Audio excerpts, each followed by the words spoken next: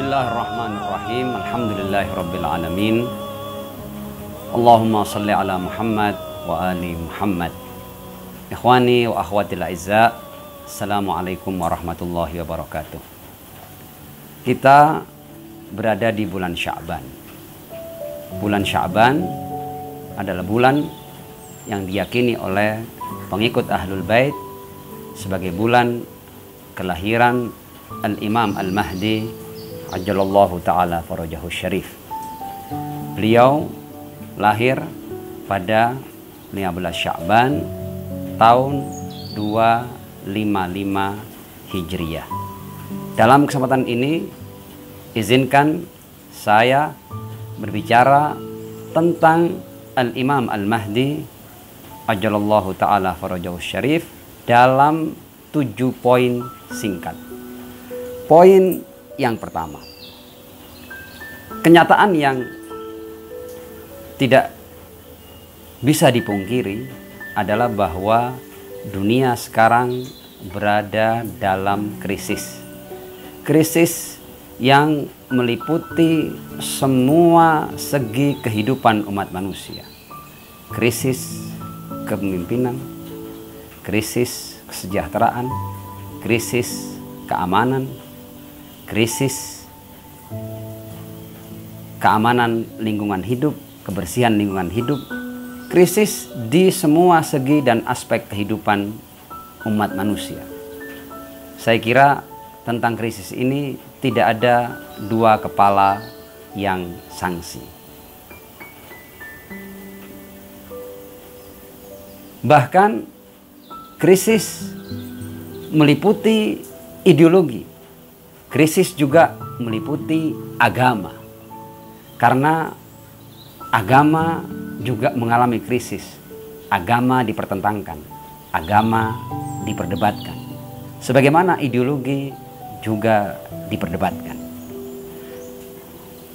Umat manusia dalam krisis ini berada dalam keadaan bingung. Kemana ia akan merujuk? Tentu Tuhan sebagai pencipta manusia, sebagai pencipta alam semesta, tidaklah mungkin membiarkan umat manusia berada dalam kebingungan dan ketidakmenentuan. Karena itu, konsekuensi logisnya adalah bahwa sepanjang kehidupan umat manusia harus ada wakil-wakil resmi Tuhan yang menjadi pemberi petunjuk bagi umat manusia. Untuk itu, umat manusia meyakini para utusan Tuhan, para nabi. Namun, sekarang ini umat manusia hidup di mana mereka tidak mengenal secara pasti dan definitif siapa wakil resmi Tuhan di muka bumi. Namun tidak mungkin tidak ada wakil resmi Tuhan, itu tidak mungkin. Karena itu berarti Tuhan abai kepada umat manusia. Itu poin yang pertama, bahwa krisis itu ada. Poin yang kedua adalah bahwa Tuhan tidak mungkin mengabaikan umat manusia. Di sini terjadi dua kemungkinan.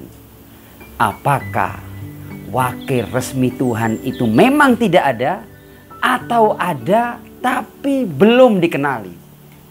Jika kita ambil kemungkinan yang pertama atau opsi yang pertama, maka berarti Tuhan mengabaikan umat manusia. Dan itu tidak mungkin terjadi bagi Tuhan yang maha bijaksana. Berarti opsinya tinggal yang kedua. Wakil resmi itu ada namun belum dikenali atau tidak dikenali. Karena dalam dunia yang merupakan ciptaan Tuhan harus ada wakil resmi Tuhan yang menjadi kepanjangan tangannya. Pengikut Ahlul Bait termasuk orang-orang yang meyakini bahwa wakil resmi Tuhan ada, namun gaib. Sebagian meyakini bahwa wakil resmi Tuhan tidak ada. Sebagian lagi meyakini bahwa wakil resmi Tuhan baru akan muncul di akhir zaman. Artinya sekarang ini tidak ada wakil resmi Tuhan. Nanti di akhir zaman baru muncul. Namun kekhasan pengikut Ahlul Bait adalah meyakini adanya wakil resmi Tuhan. Karena menurut keyakinan pengikut Ahlul Bait bahwa tidak mungkin dunia ini sedetik pun kosong dari kepanjangan tangan Tuhan yang maha segala-galanya. Namun wakil resmi Tuhan itu diyakini gaib. Tentu akan timbul pertanyaan, apa fungsi seorang wakil resmi Tuhan yang gaib? Saya akan jawab lewat sebuah dialog yang pernah terjadi antara saya dengan orang yang mempertanyakan apa manfaat pemimpin yang gaib. Saya jawab sederhana, bahwa kalau Anda seorang Muslim, kalau Anda seorang mukmin, dan Anda percaya kepada Al-Quran, maka sebenarnya keyakinan akan kegaiban Al-Imam Al-Mahdi Ajalallahu ta'ala farajahu syarif adalah keyakinan akan kegaiban yang paling kecil. Karena sebenarnya seluruh dasar agama ini pondasinya adalah kegaiban. Saya ambil contoh. Ketika kita berbicara tentang rukun iman, yang kita kenal ada 6 rukun iman. Yang pertama adalah al-imanu billah, iman kepada Allah Subhanahu wa taala. Saya mau tanya, kapan Tuhan pernah kita lihat? Kapan Tuhan kita pernah dengar suaranya? Kapan kita pernah menyaksikan Tuhan? Kapan kita pernah menyentuh Tuhan? Kapan kita pernah melakukan sensasi terhadap Tuhan? Tidak pernah. Dan keyakinan akan keberadaan Tuhan itu sepenuhnya berdasar pada kegaiban. Nah, kalau seandainya kegaiban itu menghilangkan fungsi, maka sebenarnya karena Tuhan gaib, maka Tuhan tidak berkuasa atas alam ciptaannya. Dan tentu itu tidak masuk akal. Dari sini saja kita bisa paham bahwa kegaiban tidak menghalangi kerja. Kegaiban tidak menghalangi perlindungan. Kegaiban tidak menghalangi pengayoman. Karena Tuhan yang diyakini melindungi, mencipta, menjaga alam semesta ini tidak pernah tidak gaib. Itu satu. Yang kedua, kita meyakini para malaikat. Al-imanu bil malaikah. Dan kita meyakini bahwa yang mencabut nyawa ini adalah malaikat. Yang membagi rizki adalah malaikat. Yang menurunkan hujan adalah malaikat. Namun kita tidak pernah protes. Bagaimana malaikat bisa menjalankan semua tugas itu sementara di balik tirai kegaiban? Dan itu kita yakini tanpa kita pertanyakan. Namun ketika mengikut Ahlul Bait meyakini imam yang gaib, mereka bertanyakan apa fungsinya seorang pemimpin yang gaib? Padahal mereka selama ini meyakini para malaikat menjalankan tugasnya siang malam tanpa sedikit pun kekeliruan, dan itu dijalankan di balik tirai kegaiban. Yang kedua itu. Dan yang ketiga, al-imanu birrusul, iman kepada para nabi. Semua umat tidak pernah menyaksikan langsung bagaimana seorang nabi itu diangkat dan diutus oleh Tuhan yang Maha Kuasa. Para nabi itu tinggal datang dan dia mengatakan bahwa inni rasulullahi ilaikum, aku adalah utusan Allah untuk kalian. Ketika nabi mengabarkan kepada umat bahwa dia adalah utusan Tuhan, pengangkatannya juga gaib. Umat manusia meyakini para nabinya berdasarkan berita gaib, karena mereka tidak menyaksikan langsung bagaimana Tuhan mengangkat para nabinya. Al-iman bil kutub, iman dengan kitab-kitab suci, juga tidak ada yang menyaksikan bagaimana wahyu turun kepada para nabi. Kitab-kitab itu diyakini sebagai wahyu Tuhan juga berdasarkan pada kegaiban. Iman kepada takdir, apalagi tidak ada yang mengetahui apa takdir, karena itu hanya di dalam pengetahuan Allah Subhanahu wa taala. Meyakini takdir adalah meyakini sesuatu berdasarkan kegaiban. Al-iman bil yaumil akhir, iman dengan hari akhir. Apalagi tidak ada yang pernah berkunjung ke surga, tidak ada yang pernah berkunjung ke neraka, tidak ada yang pernah berkunjung ke alam kubur sebelum kematiannya. Karena itu kehidupan pasca kehidupan dunia juga 100% gaib bagi umat manusia. Dan itu diyakini berdasar pada kegaiban. Artinya kegaiban Al-Mahdi adalah bagian kecil daripada kegaiban yang menjadi pondasi pokok agama Islam. Karena seluruh rukun Islam itu pondasinya adalah kegaiban. Yang menarik, di surat Al-Baqarah, di awal-awalnya Allah berfirman, A'udzubillahi minasyaitonirrajim. Alif lam mim. Dzalikal kitabu la raiba fi hudan lil muttaqin. Al-Quran adalah sebuah kitab yang tidak ada keraguan di dalamnya. Petunjuk bagi orang-orang yang bertakwa. Ketika Al-Quran hendak menjelaskan siapa orang-orang yang bertakwa ini, Al-Quran sebelum menjelaskan tentang sholat, tentang zakat, dan lain-lain, Al-Quran mengatakan bahwa yang menjadikan seseorang itu bertakwa adalah alladzina yu'minuna bil ghaib. Kemampuan seorang hamba untuk mengimani yang gaib. Jadi iman kepada yang gaib adalah pondasi keimanan, pondasi keberagamaan. Nah, saya katakan kepada teman saya itu, jadi kalau Anda meyakini fungsi seorang pemimpin yang gaib, karena gaibnya, maka Anda seharusnya mengingkari keberadaan Tuhan. Anda seharusnya juga mengingkari bagaimana para malaikat menjalankan fungsinya, karena semua keyakinan dan tugas-tugas malaikat itu dilakukan di balik tirai kegaiban.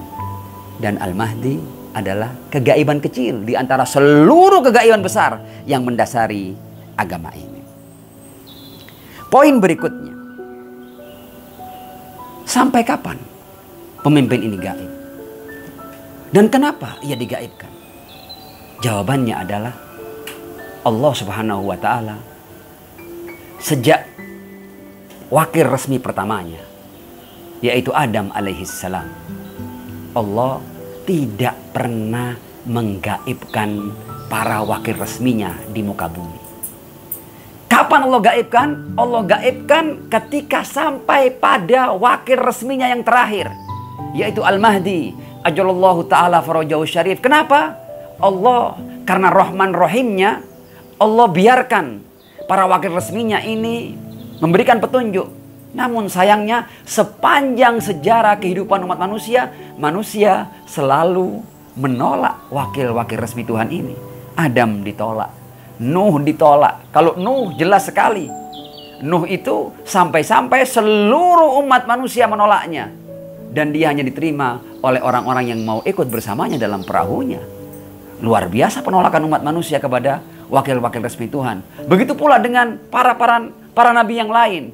Ibrahim, Musa, Isa, Rasulullah Shallallahu Alaihi Wasallam. Dan bukti bahwa para wakil resmi Tuhan yang ditolak adalah ayat Al-Quran yang akan saya baca ini. Karena kalau seandainya umat manusia menerima kepemimpinan para wakil resmi Tuhan ini, ayatnya berkata, A'udzubillahi minasyaitonirrajim. Walau anna ahlal qura amanu wattaqau lafatahna alaihim barakat minas sama'i wal ard. Walakin kadzabu fa akhadnahum bima kanu yaksibun. Penerimaan umat manusia kepada para wakil resmi Tuhan itu meniscayakan kehidupan yang gemah ripah loh jinawi. Ketentraman, keadilan, keamanan, kesejahteraan, kemakmuran. Ketika tidak ada keadilan, ketika tidak ada kesejahteraan, ketika tidak ada keamanan, ketika tidak jelas kebenaran, ini menunjukkan bahwa manusia sebenarnya belum menerima para wakil resmi Tuhan, sampai akhirnya Allah Subhanahu wa Ta'ala menggaibkan wakil resminya yang terakhir, yaitu Al-Mahdi ajalallahu ta'ala farajahu syarif. Meskipun beliau gaib, beliau tetap menjalankan tugasnya, sama seperti para malaikat yang gaib dan menjalankan semua tugas dari Allah Subhanahu wa Ta'ala. Nah, kapan muncul? Kapan muncul? Wakil resmi itu akan muncul.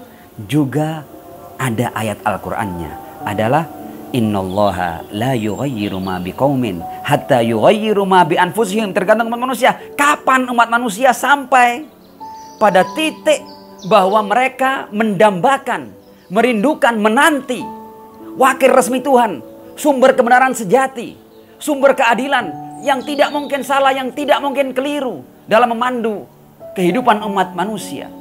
Ketika kesadaran akan penerimaan wakil resmi Tuhan itu tercipta pada setidaknya mayoritas umat manusia, di saat itulah Allah akan memunculkan wakil resminya, yaitu Al-Mahdi ajalallahu ta'ala farajau syarif. Jadi kapan munculnya bergantung pada kesiapan umat untuk menyambutnya. Ketika mayoritas umat manusia masih abai dan tidak dalam keadaan menanti dengan penuh kerinduan untuk menyambut wakil resmi Tuhan itu, maka sampai kapanpun Allah tidak akan munculkan wakil resmi itu. Poin berikutnya, kita tidak akan perdebatkan sebenarnya siapa sosok juru selamat akhir zaman, siapa wakil resmi Tuhan itu. Yang pasti semua ideologi, semua agama, semuanya mereka sepakat bahwa akan datang sang juru selamat. Entah itu Mesayah lah, entah itu Al-Mahdi, entah itu Satrio Piningit, entah itu Ratu Adil, apapun namanya, kita tidak akan perdebatkan detailnya. Kita sepakat pada esensinya bahwa akan ada wakil resmi Tuhan di akhir zaman yang akan memenuhi dunia ini dengan keadilan dan kemakmuran. Sekali lagi, detailnya tidak akan kita perdebatkan. Esensinya yang sudah kita sepakati. Poin berikutnya, dalam penantian ini, apa yang seharusnya kita lakukan? Yang seharusnya kita lakukan adalah satu hal sederhana. Kalau memang kita umat manusia yang hidup dalam kehidupan dunia yang krisis kepemimpinan, krisis kebenaran, krisis keadilan, krisis ideologi, krisis agama, krisis kesejahteraan dan kemakmuran. Kalau seandainya kita ingin merubah situasi itu, berarti kita mendambakan keadilan, mendambakan kebenaran, mendambakan kemakmuran, mendambakan kesejahteraan. Kalau memang itu yang kita dambakan, maka kita harus jujur dengan dambaan itu. Kalau kita jujur dengan dambaan itu, setidaknya kita yang berkuasa penuh atas diri kita ini, mari kita wujudkan kebenaran dalam diri kita. Kita harus selalu berkata jujur. Jangan pernah berdusta. Jangan pernah menipu. Jangan pernah mengambil hak orang lain. Jangan pernah menindas. Jangan pernah berbuat keonaran. Artinya kalau kita mendambakan kehidupan yang indah dan penuh keadilan itu, setidak-tidaknya pastikan bahwa diri kita bukan pelaku berbagai macam keburukan itu. Seandainya masing-masing manusia mampu menjalankan tugas pribadinya ini, maka itu akan menjadi kesempatan untuk semakin cepatnya Allah memunculkan wakil resminya itu, sang juru selamat, Al-Mahdi, Mesayah, dan lain sebagainya. Sebagai penutup, sebentar lagi kita akan memasuki bulan suci Ramadan. Bulan di mana kita akan diterima menjadi tamu-tamu Allah Subhanahu wa taala. Duyufur Rahman. Kesempatan yang seharusnya tidak kita lewatkan dalam keadaan kita menyandang predikat sebagai tamu-tamu Allah Subhanahu wa taala. Bulan Ramadan adalah bulan yang paling tepat untuk kita mendekatkan diri kepada Allah Subhanahu wa taala. Bulan yang paling memenuhi syarat untuk kita melakukan pertobatan, pembersihan diri, penyucian diri. Bulan yang akan memastikan kita di era penantian agar kita menjadi pribadi yang selalu menebar kebaikan dan meredam keburukan diri. Di mana saja, kapan saja, sebagai apa saja. Bulan Ramadan adalah bulan di mana kita harus menjadi makhluk sosial yang dirasakan manfaat dan kebaikannya. Apalagi kita sekarang berada dalam situasi wabah corona atau COVID-19. Wabah yang tentu membuat kita semua dalam keadaan sulit. di situasi wabah ini adalah saat yang tepat untuk kita meningkatkan kepedulian, kepekaan sosial kita. Dengan apa? Yang pertama, kita ikuti dan patuhi arahan pemerintah. Arahan itu adalah bagaimana caranya kita tidak menulari dan tidak ditulari. Tujuannya agar semakin cepat kita putus rangkaian penularan COVID-19 ini. Dan insya Allah, jika hal itu kita lakukan, maka COVID-19 akan berakhir untuk negeri tercinta Indonesia. Dan yang kedua, saat situasi wabah ini adalah saat yang tepat untuk kita meningkatkan kepedulian dan kepekaan sosial kita. Dengan apa? Dengan berbagi.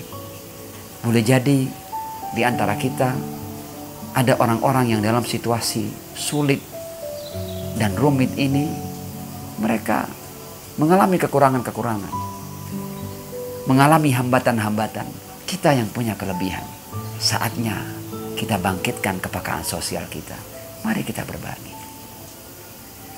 Berbagi di bulan suci Ramadan, di mana setiap yang kita berikan akan Allah lipat gandakan. Maka kita bisa merubah bencana menjadi berkah.